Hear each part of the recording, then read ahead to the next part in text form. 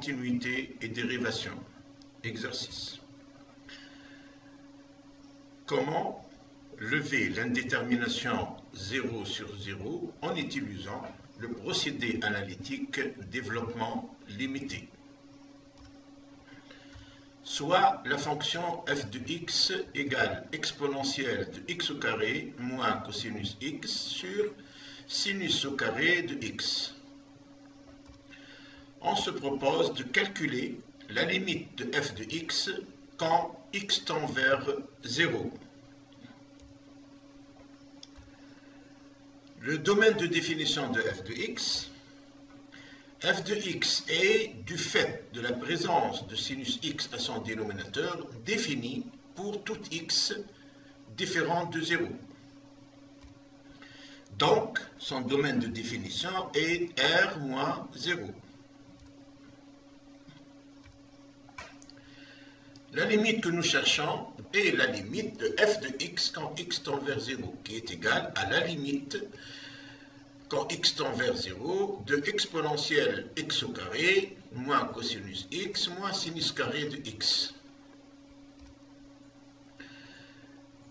Sachant que la limite quand x tend vers 0 de exponentielle de x est égale à 1. Donc, la limite de exponentielle x au carré quand x tend vers 0 est égale à 1. Aussi, nous savons que la limite quand x tend vers 0 de cosinus x est égale à 1. Ces deux limites nous permettent d'écrire que la limite quand x est égal à 0 de exponentielle x au carré moins cosinus x est égale à 1 moins 1 est égal à 0. Aussi, nous savons que la limite quand x tend vers 0 de sinus au carré de x est égale à 0. Donc, la limite quand x tend vers 0 de notre fonction f de x qui est égale à exponentielle x0 moins cosinus x sur sinus carré de x est égale à 0 sur 0. Donc, nous avons une forme de limite indéterminée 0 sur 0.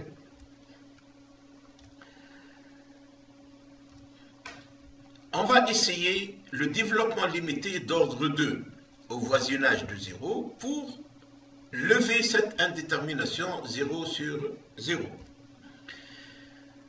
Nous connaissons déjà le développement limité de chacune des composantes de f de x, à savoir le développement limité d'ordre 2 de exponentielle x au carré est égal à 1 plus x au carré plus r de x. Et le développement limité d'ordre 2 de sinus carré de x est égal à x au carré plus rx. Enfin, le développement limité d'ordre 2 de cosinus x est égal à 1 moins x au carré sur 2 plus rx. Pour plus de détails sur ces entités, il y a lieu de voir le cours relatif au développement limité pour voir la signification de ces entités R de x. Donc, nos trois développements limités vont nous permettre d'avoir le développement limité d'ordre 2 de f de x, qui est égal à 1 plus x au carré plus rx, moins 1 plus x au carré sur 2 plus rx, plus x au carré plus rx. Procédant aux simplifications nécessaires, ce qui va nous donner que le développement de f de x est égal à 3x au carré sur 2x au carré, soit 3 demi.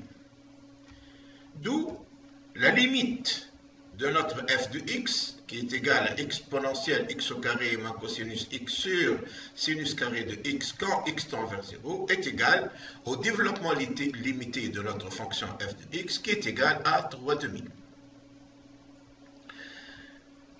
Regardons cette illustration graphique.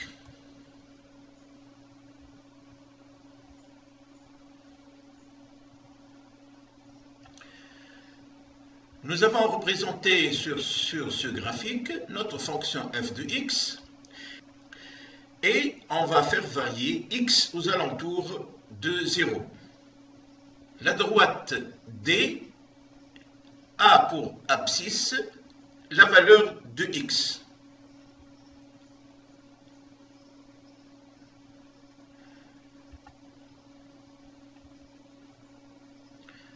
Donc, on voit qu'aux alentours de 0, effectivement, la limite de notre fonction est 3,5. Je vais, pour x égale 0,02 et inférieur, je vais arrêter l'animation pour voir la valeur de notre limite. Donc, elle s'approche. Ici, par exemple, x égale 0,09, donc on voit que notre limite va tendre vers 3,5. 0,8, ça donne 1,51. 0,06, à partir de 0,06, c'est-à-dire à partir de x égale à 0,06 jusqu'à 0,1, nous avons notre limite de f de x est 3,5. Quand x est égal à 0, nous n'avons plus de point d'intersection entre cette droite D et la courbe de f de x. Cela veut dire, ça confirme bien que f de x n'est pas défini pour 0. Donc, ça confirme que le domaine de définition de f de x est moins l'infini à plus l'infini moins 0. Donc c'est r moins 0.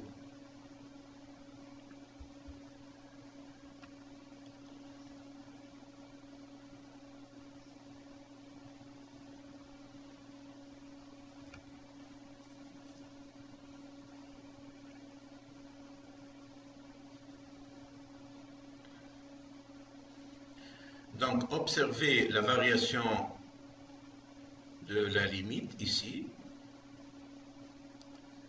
Elle s'approche des 3,5. Ici, elle est égale à 3,5.